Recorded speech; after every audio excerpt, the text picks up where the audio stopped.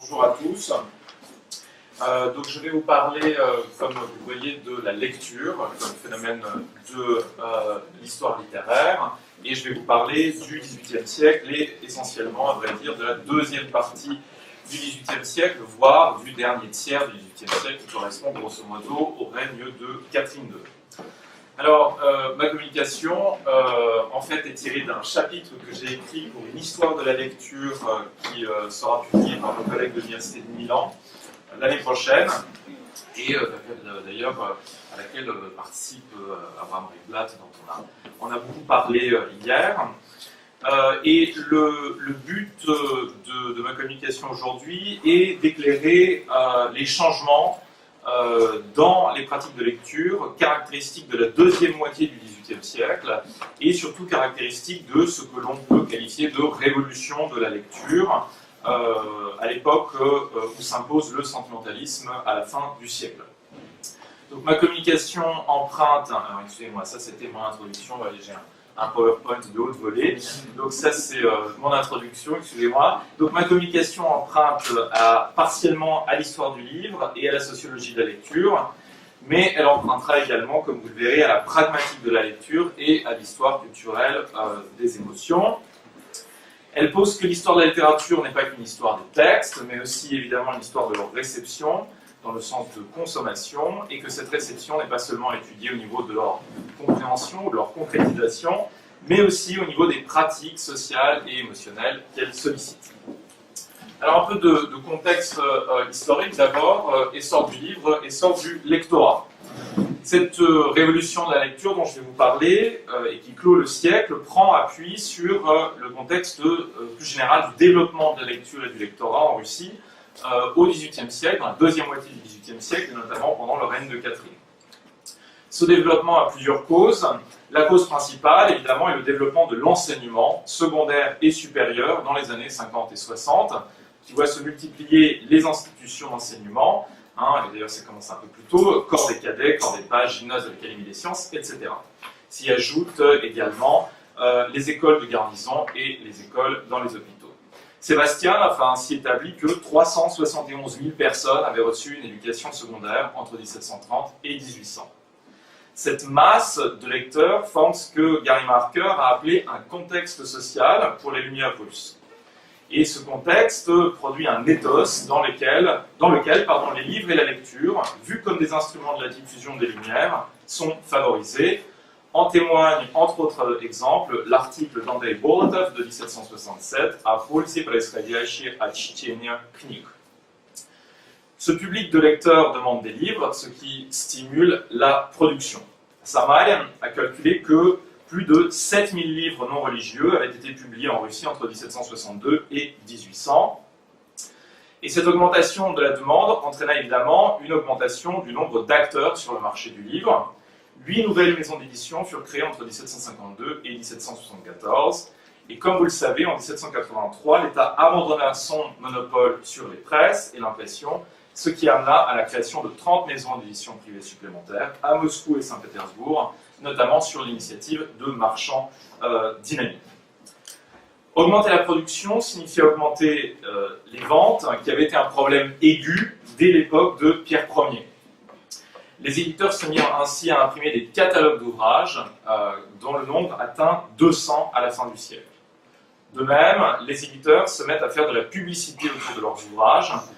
Par exemple, dans les Moskovskies Vedomosti, pour ce qui concerne les presses de l'Université de Moscou, qui sont tenues par Novikov, ou dans les Nouvelles de Saint-Pétersbourg, les Saint-Pétersbourgskies Vedomosti, pour ce qui est de la production des presses du corps des cadets. De même, le nombre de points de vente augmenta. Gary Marker a ainsi établi que leur nombre dans les deux capitales passa de 6 à plus de 50 entre les années 50 et le milieu des années 1790. L'augmentation des volumes et de la distribution permit une baisse du prix des livres qui entraîna leur relative démocratisation. Dans un article de 1802, Karamzin pouvait ainsi écrire que des nobles, je cite, dont les revenus annuels ne dépassent pas 500 roubles, se constituaient maintenant de petites bibliothèques, bibliothéki. Cette augmentation généralisée du marché entraîna enfin une augmentation des tirages. Alors ici, il faut être relativement prudent. L'affirmation de Karamzin selon laquelle le tirage des Nouvelles de Moscou passa de 600 à 6000 exemplaires entre 1780 et 1800, semble exagérée. De même, et comme l'a rappelé Alexei Estratov hier, les tirages étaient parfois affaires de prestige, comme ça avait été le cas à l'époque de Pierre Ier, et ne reflétaient pas forcément une adéquation à la demande. Néanmoins, les historiens de l'édition et du livre en Russie s'accordent pour dire que le nombre de tirages augmenta pendant le dernier tiers du XVIIIe siècle. La lecture se démocratise donc dans le dernier tiers du XVIIIe siècle, même s'il ne faut pas oublier, et là aussi on en a parlé déjà hier quand on a évoqué ce que c'est que la littérature de masse et ce que voulait dire masse dans la littérature de masse, il ne faut pas oublier que d'après Sapounov, seuls 4% de la population de l'Empire était alphabétisée en 1783. Ce nombre donc réduit mais en augmentation de lecteurs cachait par ailleurs une réalité hétérogène. Comme l'exprimait avec morgue Mikhail Kiraskov dans un article de 1760, il y avait une différence entre savoir lire et être un lecteur. Читать и быть читателем. Parmi ceux qui, du point de vue de Kiraskov, se contentaient de savoir lire, se trouvaient les marchands, les michiani et même certains paysans.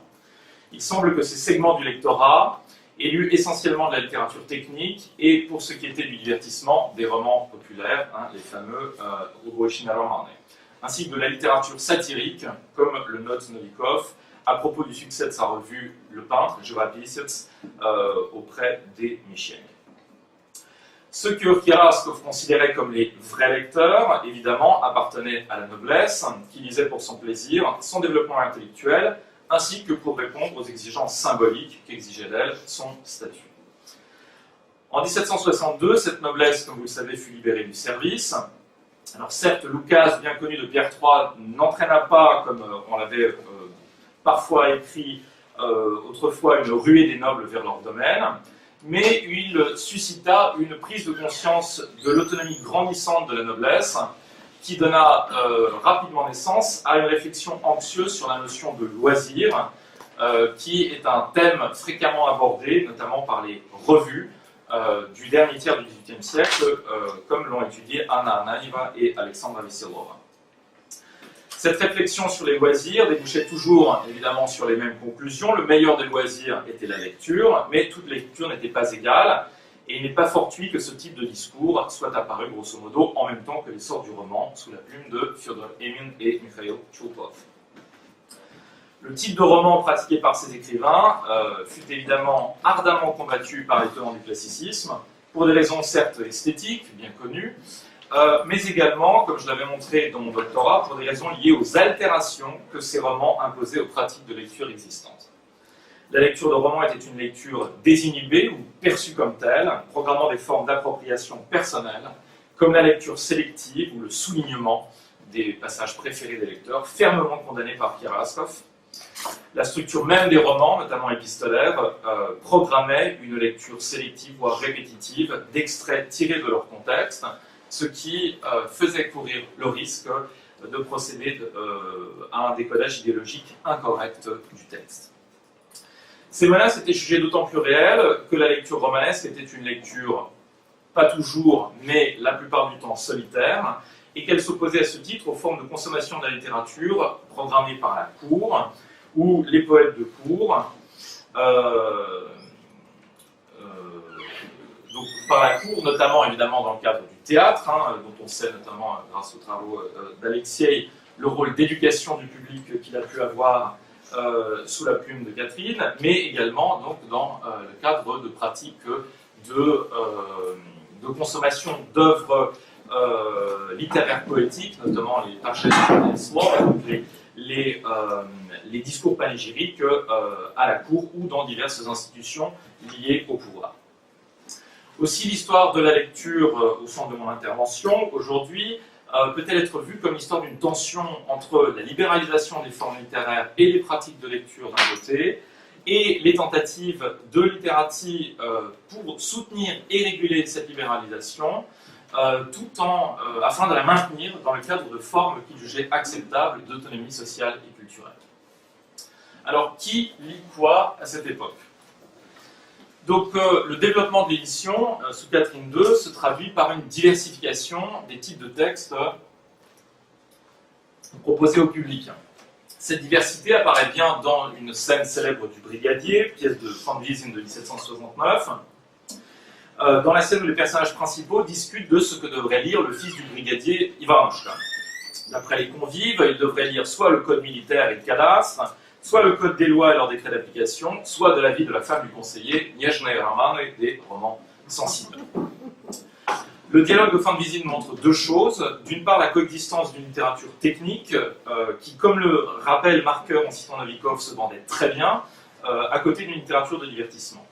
D'autre part, cette scène marque un fossé, ou révèle un fossé générationnel et genré, entre des hommes âgés lisant des textes techniques et les femmes et les jeunes gens lisant des littératures de divertissement.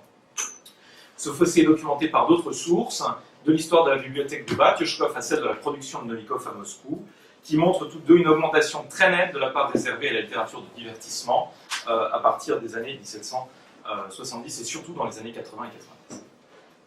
Ce phénomène, appuyé largement à l'origine sur l'augmentation des traductions, dont on a parlé hier pour le XIXe siècle à propos de Rocambole, toucha finalement également la littérature autochtone. En son sein, au sein de la littérature autochtone, toutefois les succès de tel ou tel genre étaient divers. Ici encore, je m'appuie sur Marker. Le théâtre, d'après Marker, se vend mal, à l'exception du Mineur de Van Wiesen. La poésie se vend un peu mieux, mais évidemment, il s'agit surtout des fables, notamment des fables d'Ésope, qui étaient extrêmement populaires et depuis longtemps. La part du lion revenait évidemment à la prose fictionnelle, notamment au roman, phénomène noté par tous les littératis, dès les années 60 et dans les années 70 par Novikov, puis dans l'article de 1802 que j'ai déjà cité par Karamzin, au tout début du siècle suivant. Comme l'a noté Vladimir Sipovski, 123 romans furent traduits et publiés en Russie entre 1763 et 1775. Et ce chiffre ne concerne, comme vous le voyez, ni l'intégralité du règne de Catherine, ni l'intégralité de la production, puisqu'il manque les romans d'origine. Encore une fois, cependant, ce massif romanesque dissimule une hétérogénéité dans la production. Les romans concernés vont de la littérature populaire, entre guillemets, dans le genre des aventures de Van Kakaïn, de Komarov, qu'a étudié notre collègue Ekaterina Rai, aux romans politico-philosophiques, considérés comme sérieux, comme Télémaque ou Le Bélisaire, en passant par les romans russes, dont les auteurs capitalisent évidemment sur les grands succès occidentaux, du même Télémaque à La Nouvelle Héloïse pour Émile, mais également Kriaras. Devant ce massif hétérogène, les lecteurs russes avaient besoin de conseils, ou les littératis en tout cas considéraient qu'ils avaient besoin de conseils, et c'est la mission qu'ils s'attribuèrent. Dans les années 60, Lomonosov, Soumarokov avaient tenté sans succès de barrer la route au roman, et leurs successeurs, dans la génération suivante, eh bien, voyant que le succès du roman ne pouvait être combattu, tâchèrent de séparer au sein de ce massif le bon grain de l'ivraie. C'est cette fonction de conseil que remplit par exemple l'article d'Andrei Boletov de 1791, Мысли и беспристрастное суждение о романах. Cette fonction était parfois également fictionnalisée et intégrée dans le récit romanesque même, comme dans le roman de Nikolai Emin, le fils de Fyodor, publié en 1791 sous le titre de Rosa, dans lequel les personnages positifs échangent des conseils de lecture, supposés par-delà la fiction, influencer évidemment le lecteur réel. C'est également le but de la scène du mineur où Starodoum approuve le choix de sa nièce Sofia de lire Fénelon. Ce dernier exemple est particulièrement intéressant dans le sens où il met en scène un homme âgé, encore une fois, guidant les lectures d'une jeune femme, à une époque où la domination genrée postule que ces dernières sont plus exposées que les hommes aux séductions de la fiction. Remplissant ainsi une fonction morale, les littératis s'en attribuèrent également une autre, culturelle cette fois-ci. Désireux d'éduquer les lecteurs, Novikov et Karamzin entreprirent la rédaction de Panthéon ou de dictionnaires littéraires, dont on a parlé hier déjà, à la visée double, d'une part donner aux Russes une vision de la diachronie littéraire, tout en établissant des hiérarchies culturelles, d'autre part valoriser la littérature autochtone en la construisant comme un objet muséifiable au même titre que la littérature européenne.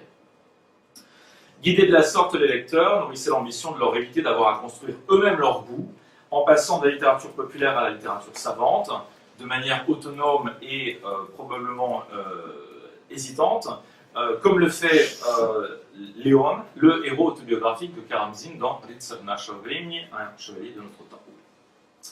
Une autre manière d'encadrer le développement du goût des lecteurs consista à leur proposer des exemples de bonne littérature dès leur plus jeune âge. Et c'est à cela que servit évidemment la création de journaux dédiés à la jeunesse, comme les lectures enfantines Детское чтение, publiées par Novikov de 1785 à 1789, et qui s'inscrit dans l'essor d'un genre qui conquit, comme l'a noté Darnton, l'Europe entière au XVIIIe siècle. Les lectures enfantines témoignent également d'un autre phénomène, la spécialisation grandissante de la lecture périodique, qui de façon déjà moderne procède à une segmentation du lectorat pour en tenter la conquête. Loin des revues littéraires des années 50 et les revues satiriques des années 60, les revues développées dans les années 70-80 se spécialisent dans des domaines tels que la musique, le théâtre, la mode, les sciences, l'agriculture ou l'économie, de manière à répondre à tous les goûts et, comme le rappellent Anna Ananieva et Alexandra Vissirova, encore une fois, de lutter contre les dangers de l'oisiveté. Le développement de cette littérature périodique signifiait enfin le développement de la lecture périodique, une forme de consommation littéraire structurant l'expérience temporelle de la lecture d'une manière nouvelle et offrant au lecteur de nouvelles émotions liées à la lecture, comme attendre la suite d'un texte en cours de publication par exemple. Les mémoires d'André Bolotov, toujours, fournissent une illustration de ce phénomène lorsqu'ils décrivent l'impatience de leur auteur, attendant la campagne et le prochain numéro du journal de Moscou de Karamzin, à l'été 1791, journal de Moscou, dans lequel a été publié les pismes russo-autrichiennes.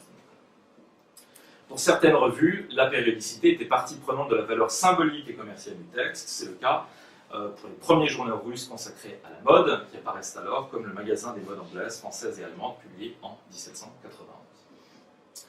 Orienté vers un public spécifique, ce magasin des modes témoigne également d'un autre phénomène, l'essor d'un lectorat féminin à côté du lectorat spécifique qui est le lectorat de la jeunesse. Si notre collègue Xenia Borderiu s'est concentré sur les lectures à la mode du lectorat féminin, il ne semble pas toutefois que les intérêts des lectrices doivent se réduire à ce narratif de la frivolité. De fait, comme l'ont montré les études de Samaïn sur les souscriptions au XVIIIe siècle, les femmes lisaient aussi des journaux et même de la littérature technique. Elles lisaient aussi évidemment, et ça on le voit notamment grâce à l'analyse des égo-documents de l'époque, beaucoup de littérature moralisante. Le lectorat dominant, toutefois, restait évidemment masculin. Là encore, cependant, le constat premier cache une certaine hétérogénéité des situations. Comme vu plus haut, cette diversité était sociale, puisque la lecture se démocratisa relativement, mais cette diversité concernait également les formes d'accès à la lecture et la géographie de l'accès à la lecture.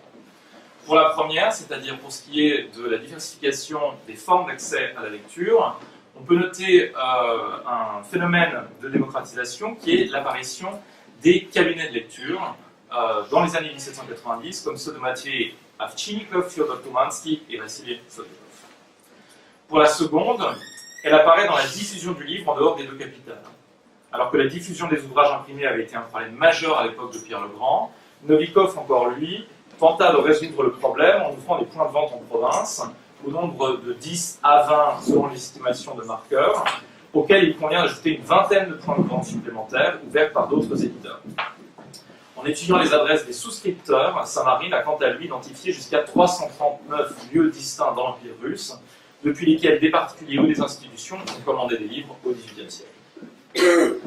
Pour la plupart, les lecteurs de province avaient des goûts conservateurs, comme le suggèrent par exemple les souvenirs de Fyodor Glinka, qui évoquent essentiellement la consommation de livres religieux. Là encore, cependant, le tableau demande à être nuancé, même modestement, les provinciaux étant également avides des journaux publiés dans les deux capitales. En outre, tous les provinciaux n'avaient pas des goûts si traditionnels, comme en témoignent les catalogues des bibliothèques des domaines nobiliaires. Sociale, pragmatique ou géographique, la diversité du lectorat dominant, masculin et nobiliaire, est également idéologique. À côté de la littérature divertissante mais sérieuse que tentaient de promouvoir les littératistes, se développa une littérature uniquement divertissante, proche de ce que l'on appelait la lecture à la mode en France à la même époque. Cette littérature était celle que consommaient, à en croire les littératis, et en prenant en compte évidemment l'élément satirique qui déforme les faits historiques. Là, on peut citer les textes de Novikov, de Nikolai Strakhov. Cette littérature à la mode est celle que lisent les petits maîtres et les coquettes. qui font du livre non un support d'élévation morale ou d'éducation à la vertu au service de la patrie, mais un objet de luxe et de distinction générationnelle et sociale.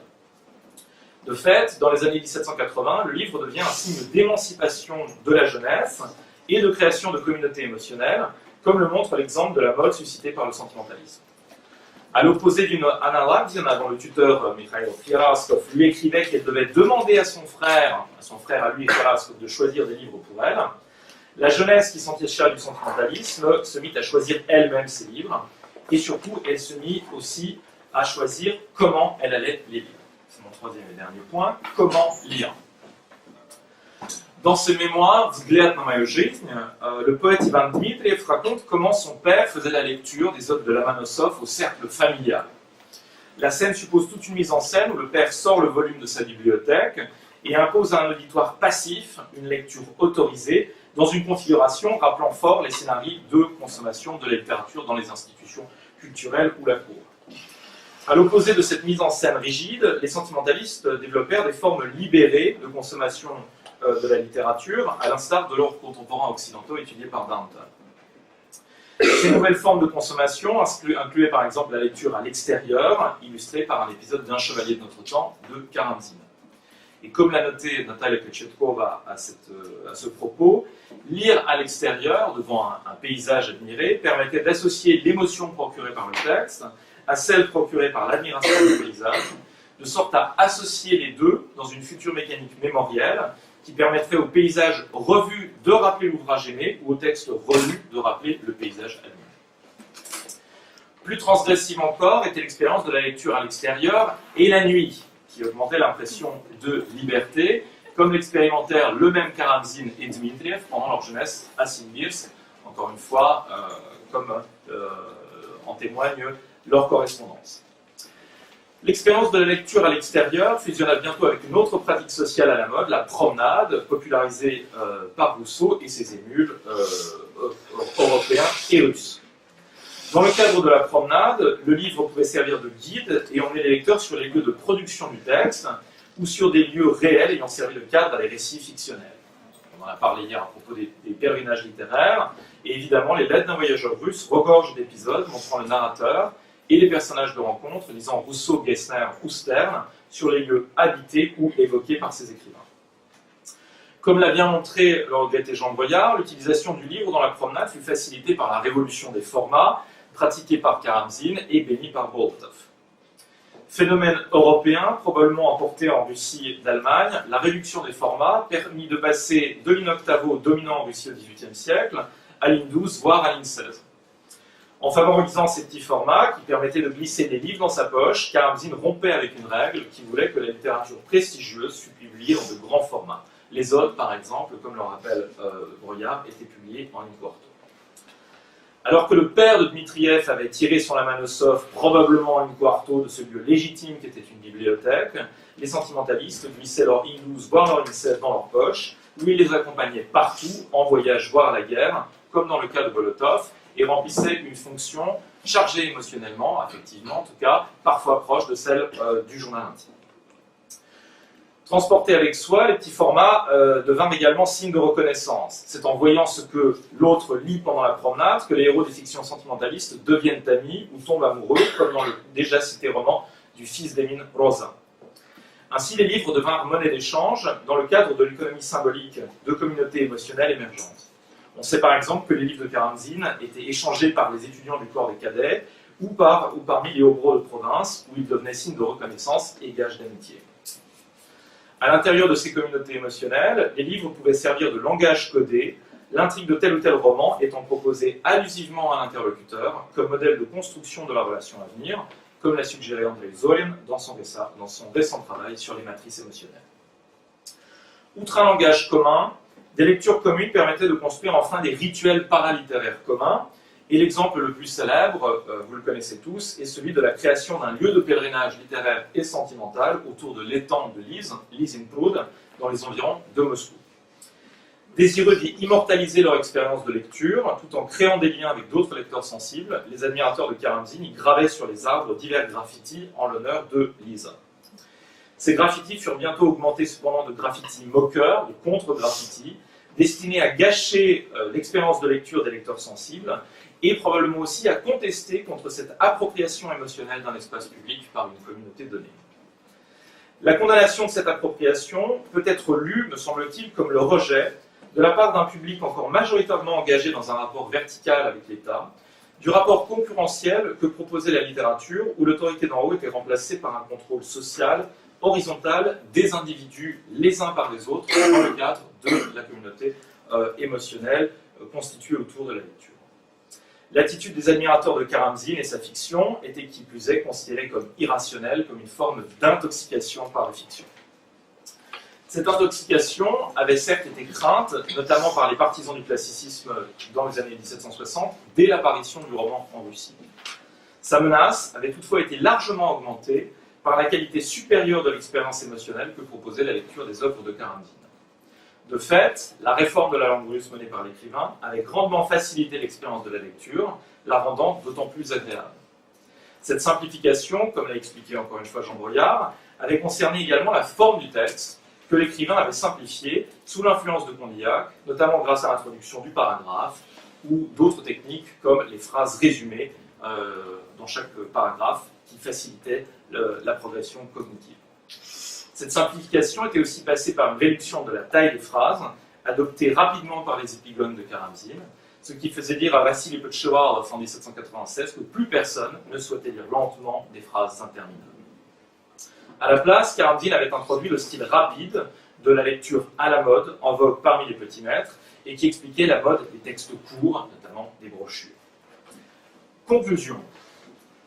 Les réformes menées par Karamzine et ses émules introduisirent bien une révolution de la lecture, telle que l'a conceptualisée Engelsing et qui a été critiquée par Darnton. Cette révolution ne fut toutefois pas marquée par le passage d'une lecture intensive à une lecture extensive, et qui était le point que contestait Darnton dans la théorie d'Engelsing, mais par le passage d'une lecture intensive sacralisée ou institutionnalisée à celui d'une lecture facile, dont le caractère intensif n'était plus intellectuel mais émotionnel.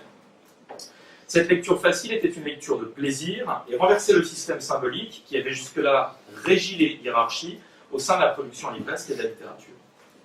Plutôt qu'aux autorités institutionnelles, dont la légitimité était garantie par leur mission d'éducation, cette lecture donnait aux lecteurs le rôle d'arbitre de la qualité des ouvrages publiés. Plutôt que leur capacité à véhiculer des savoirs, elle valorisait dans les livres leur capacité à apporter du plaisir de lecture, impératif nouveau auquel devait se plier désormais le texte. Cet impératif nouveau explique probablement partiellement les réserves de certains contemporains, tel Shishkov par exemple. De fait, les innovations de Karamzine, comme le passage du sens propre au sens figuré, pouvaient être perçues comme un exemple du sacrifice de la fonction informative du texte au profit de sa séduction formelle. Or, ce type de glissement était rendu possible par le fait que la confiance des auteurs dans les capacités des lecteurs à correctement décoder un texte avait nettement augmenté, proportionnellement à l'autonomisation grandissante de ces derniers. Les lecteurs pouvaient désormais être traités par les littératies non plus comme des enfants, pour filer la célèbre métaphore kantienne, mais comme des adultes. Dans une lettre, Catherine II exprimait ainsi son espoir que ses petites filles seraient élevées de sorte à savoir choisir elles-mêmes leur lecture, en contraste avec la position passive que se voyait assigner Anna Rabdina par son tuteur Karasov. Le problème était cependant que ce que Catherine programmait pour ses petites filles était programmé par Karamzine pour l'intégralité du public cultivé, qui devait devenir apte à choisir lui-même ses lectures et à y trier le grain de livret, comme l'explique Dmitriev dans son autobiographie, lorsqu'il affirme être parfaitement capable et avoir été parfaitement capable dès son enfance de lire un roman en en tirant le meilleur profit et sans céder aux dangers que pouvaient véhiculer ces sélections. Le problème était aussi que cette autonomie dans la lecture présageait une autonomie dans la réflexion. Et de fait, après avoir créé un journal littéraire dans les années 1790, Karamzine crée un journal littéraire et politique dans les années 1800. Ce faisant, il préparait la transformation de la lecture en base pour un débat qui devait intéresser l'ensemble du public cultivé et pouvait se substituer, fût-ce partiellement, ou substituer fût-ce partiellement la relation horizontale qu'il programmait à la relation verticale exclusive entretenue jusqu'ici par le public avec le pouvoir. Cette transformation fut jugée dangereuse par certains acteurs qui tentèrent de la combattre au profit du rétablissement de la relation verticale traditionnelle avec l'État. C'est ainsi qu'on peut interpréter, à mon sens, la dénonciation par Pavel Golenishev-Kutuzov de Karamzine et des dangers que le style séduisant de Karamzine faisait courir à la jeunesse, dans lequel Golenishev-Kutuzov voyait un instrument de subversion politique qu'il incita le pouvoir à combattre pénalement. La tentative de Golenishev-Kutuzov échoua, mais elle montre bien qu'il avait senti quelle nouvelle légitimité était reconnue aux écrivains. Cette légitimité, qui allait devenir centrale au XIXe siècle, trouvait ainsi partiellement son origine dans l'évolution de la lecture à l'époque de Catherine. Merci de votre attention.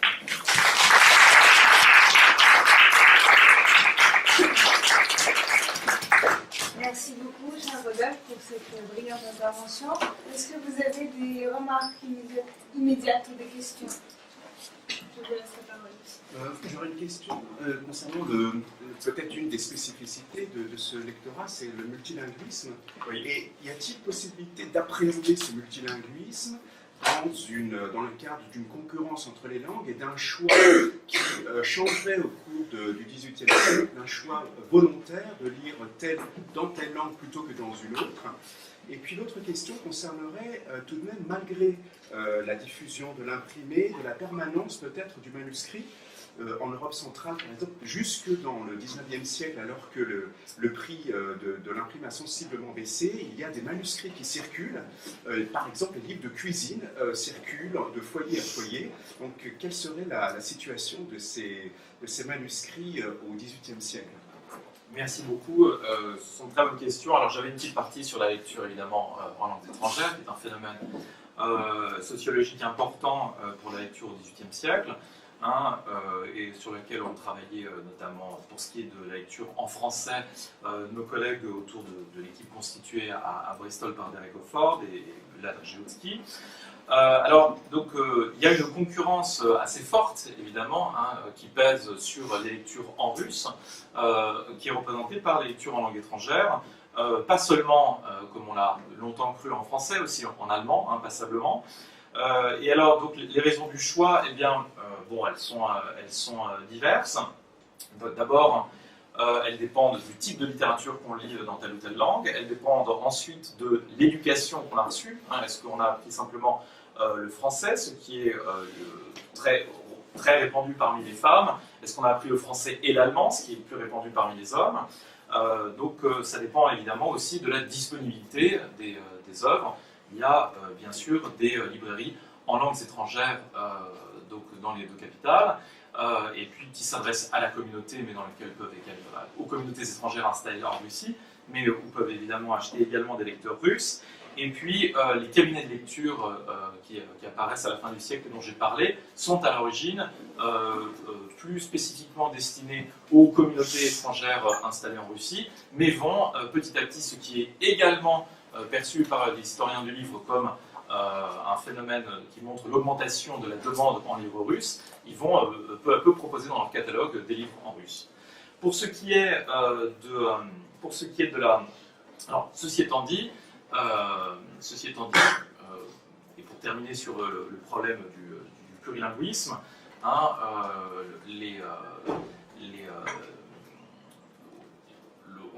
on essaie de dépasser depuis quelques années une image peut-être trop simple qui a longtemps été véhiculée, selon laquelle les femmes, par exemple, n'auraient lu les femmes de la bonne société n'auraient lu qu'en français. En réalité, on voit qu'elles lisaient également, souvent et de plus en plus évidemment, à mesure qu'on avance vers la fin du siècle, en russe. Pour ce qui est de la permanence des manuscrits, oui, évidemment, il y a quand même très très peu de livres, tout ça l'augmentation est importante, mais les volumes globaux sont relativement réduits. Et donc la production et la diffusion de copies manuscrites reste importante. Et puis il y a évidemment il y a plusieurs formes de diffusion de l'écrit par le manuscrit, c'est-à-dire qu'on peut recopier évidemment une œuvre entière, et ce sera le cas plus tard aussi pour des raisons évidemment de censure. Les exemples sont connus, Goli, Otuma, etc. Mais il y a aussi les albums, par exemple, de vers, qui permettent de diffuser la poésie, les poésies les plus célèbres, qui sont d'ailleurs très souvent, évidemment les mêmes. Vous avez une question de Lubera? Non, j'ai une petite remarque pour voilà, rebondir sur la question du pluralisme qui m'est venu en t'écoutant. C'est un passage dans La Dame de Pique, lorsque la comtesse demande à son neveu Поль, закричала графиня из-за ширмов, пришли мне какой-нибудь новый роман, только, пожалуйста, не из нынешних. Как это, гранд-мама? То есть такой роман, где бы герой не давил ни отца, ни матери, где не было бы утопленных тел. Я ужасно боюсь утопленников. Таких романов нынче нет. Не хотите ли разве русских? А разве есть rусские романы? Je voudrais un roman où il n'y a pas de cadavre et surtout pas de noyé parce que vous me ferez peur, mais ça n'existe pas, à moins que vous lisiez un roman russe. Alors, mais en fait, c'était juste... D'accord, oui, non, très, très bien. Alors, bon, c'est un peu plus tard, donc il y a évidemment un coup de patte critique que mes collègues spécialistes de la période suivante commenteraient mieux que moi vis-à-vis du roman gothique, et qui est vraiment une production de masse. Et puis il y a effectivement cette idée, mais on voit bien aussi construite par la littérature russe du XIXe siècle, que les femmes ignorent la littérature russe très largement, puisqu'elles ne lisent pas en russe, elles lisent donc entièrement en français. Or oui, donc pour répondre à la comtesse, il y avait un roman russe du XVIIIe siècle qui a été réédité plusieurs fois, les romans d'Émile, avec quand même un succès relativement important. Les tirages étaient assez importants pour l'époque, c'était 600 à chaque fois. Il y a 2-3 éditions des romans d'Émile au XVIIIe siècle. Et puis il y a tous les romans dont on parle beaucoup moins, parce qu'encore une fois, Émile a été canonisé parce que c'est le premier, mais enfin on ne parle jamais de son fils, par exemple. Je pense que c'est en fait Pouchkine qui entend créer, lui. Oui, bien sûr. J'ai une autre petite question. Il me semble que dans son commentaire des pèlerinages littéraires, et notamment celui vers l'étang où s'est noyé la pauvre Lise, Lothman considère que certains lecteurs pensent que c'est réellement, ça s'est passé réellement là. Ouais. Et donc, on tire la conclusion qu'à cette époque, le lecteur n'est pas encore complètement éduqué à la fiction, ce qui serait confirmé par exemple, la préface à la deuxième édition d'un héros de notre temps, de Lermontov, où il s'adresse aux lecteurs qui n'ont pas compris le texte en pensant que c'est une confession de l'auteur. Voilà. Est-ce que c'est une lecture... Non, en fait, alors, Lothman a étudié plusieurs réceptions de Biennale, et notamment plusieurs types de rapports, et ensuite il y a un article de Zorin et Nemzer sur le même sujet, sur la réception de Biennale et sur le rapport que les gens ont à ce lieu. Donc, il y a des gens qui évidemment comprennent qu'il s'agit d'un lieu de pèlerinage littéraire créé, mais exactement comme Karamzin lui-même va à Clarence. Ensuite, il y a des gens qui pensent que l'histoire est vraie. Il y a des gens, et ça c'est dans l'article de Nemzer et Zorin, il y a des gens qui mélangent deux histoires entre Lisa et une nonne qui se serait noyée ici, et donc qui disent que c'est un endroit qui est sacré, alors même que Lisa s'est suicidée. Donc Zorin et Nemzer commentent ce paradoxe.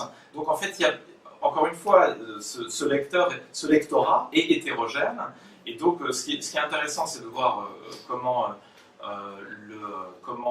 des œuvres qui ont eu beaucoup de succès, comme Biedna et Lisa, se propagent parmi le lectorat, et jusqu'à des gens qui sont donc relativement peu équipés culturellement, puisque ce sont des marchands dont parle Zorin et Nemzer.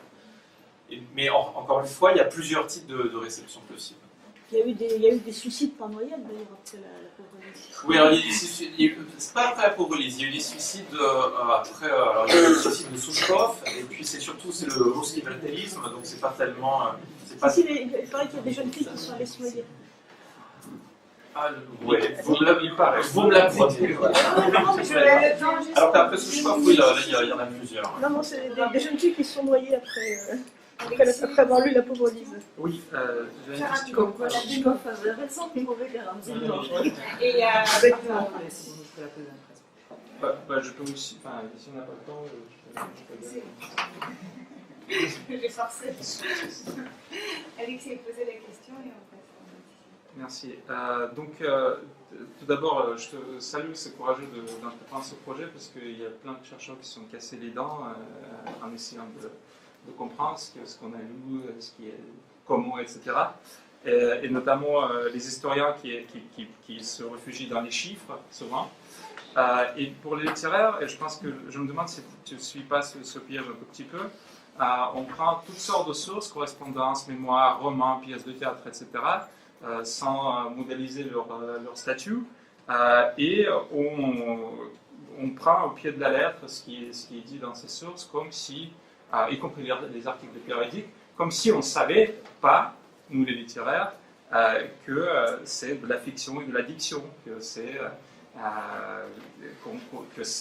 sont des textes fortement idéologisés, qui proposent un modèle normatif de comment ça devrait se passer et ont aucune, enfin, que cette valeur sociologique. Donc, ils imaginent quelque chose dans un cadre donné, dans un paradigme donné. Pour les historiens, le problème est inverse. Ce scripteur n'équivaut pas à lecteur. Lecteur n'équivaut pas à lecteur avisé, éduqué, etc. Donc, une suggestion, parce qu'il faut quand même travailler là-dessus, enfin, c'est difficile, mais il faut le faire.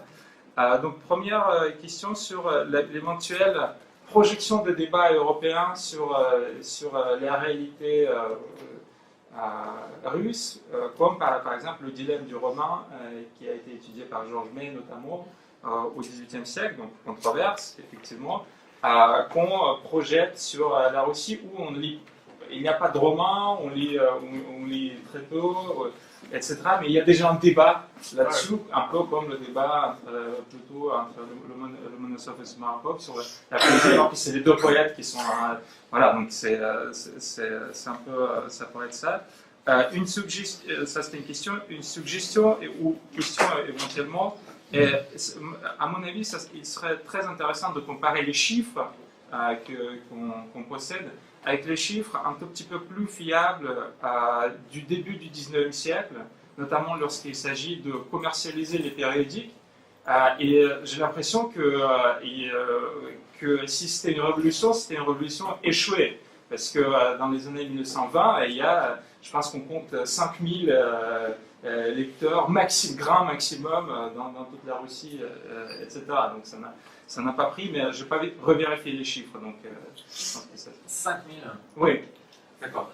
Et je vais finir là-dessus, sans passer aux réflexions véritables. Je crois, 5000. C'est Red Black. Je pense, oui. Mais ils peuvent être, on a bien fini. Comme tout. Parce que ces travaux datent déjà un petit peu. Ça, c'est... Oui. Mais même indépendamment du chiffre précis, exact, juste la comparaison avec ce qui se passe au moment où on essaie d'en faire une entreprise commerciale. Parce qu'au XVIIIe siècle, c'est une série d'échecs commerciaux, comme Marker, je pense, déjà dit, et même avant Marker. Voilà. Je réponds très vite alors, puis on pourra en rediscuter ensuite. Alors, je suis d'accord sur les sources, et notamment les sources tirées et les textes littéraires d'un côté et les échos documents de l'autre. Ce que je peux quand même dire, c'est que tu dis que ce sont des textes très idéologisés. Je ne les prends pas autrement que comme des indications sur le discours normatif sur la littérature et la lecture, que proposent les littératifs dans ce que je considère comme des tentatives pour encadrer la manière dont les gens consomment la littérature. Donc ça c'est une première chose, et je ne dis pas que les femmes lisent Fénelon, je dis par exemple que Fanzizine utilise sa pièce pour montrer de manière normative que c'est une bonne lecture pour des femmes. Hein, et en même temps, et que les femmes doivent pouvoir s'assurer auprès d'hommes plus âgés que c'est une bonne lecture. Donc je ne dis pas que c'était comme ça, je dis que ce sont des incitations normatives, je suis absolument d'accord avec ça. En ce qui concerne la projection des débats européens, je suis tout à fait d'accord aussi, c'était quelque chose dont j'avais parlé dans ma thèse, à savoir que le discours critique apparaissait avant les œuvres elles-mêmes. Hein, et on le voit bien avec les articles que peuvent écrire Romanos, Sumarokov et même Kiraskov sur le roman. Hein, je ne sais plus lequel c'est, je crois que c'est Sumarokov qui dit Сегодня множество романов. Non, pas du tout, c'est pas vrai, c'est typiquement effectivement emprunté. Alors, il y en a pas mal quand même en traduction. Hein. J'avais étudié les chiffres, notamment grâce au catalogue des libraires étrangers. Donc, grâce aux traductions et au catalogue des libraires étrangers, il y avait quand même pas mal de romans qui étaient disponibles en Russie dès le milieu du XVIIIe siècle. Ça peut paraître rien à côté des volumes évidemment d'Europe occidentale, mais par rapport au nombre total de livres qui étaient produits, et par rapport évidemment à ce qui était excitant pour les lecteurs, ça apparaissait comme beaucoup. Toujours est-il que ça reste quand même relativement réduit, et ils ne font que reproduire une querelle qui avait eu lieu en France plutôt, effectivement, notamment, on voit bien, par exemple, chez Boileau, ils reprennent des arguments du dialogue sur les héros de romans de Boileau, c'est absolument net. Enfin, pour les deux dernières remarques, la révolution dont je parle, elle est qualitative, elle n'est pas quantitative. Je ne dis pas qu'il y a une explosion du nombre de lecteurs, je dis que les formes de consommation de la littérature changent. Et je pense vraiment qu'elles vont dans le sens d'une libéralisation sur la base des arguments que j'ai présentés. Ce n'est pas une révolution donc quantitative. Et pour ce qui est de comparer avec les chiffres plus fiables du début du XIXe siècle, je le ferai volontiers. Ceci étant dit, ceci est basé sur un chapitre d'un ouvrage collectif, et on m'a donné cette période, et donc je crois que c'est de la mienne, parce que de la période suivante, mais je regarderai évidemment ces chiffres. Merci. Merci beaucoup.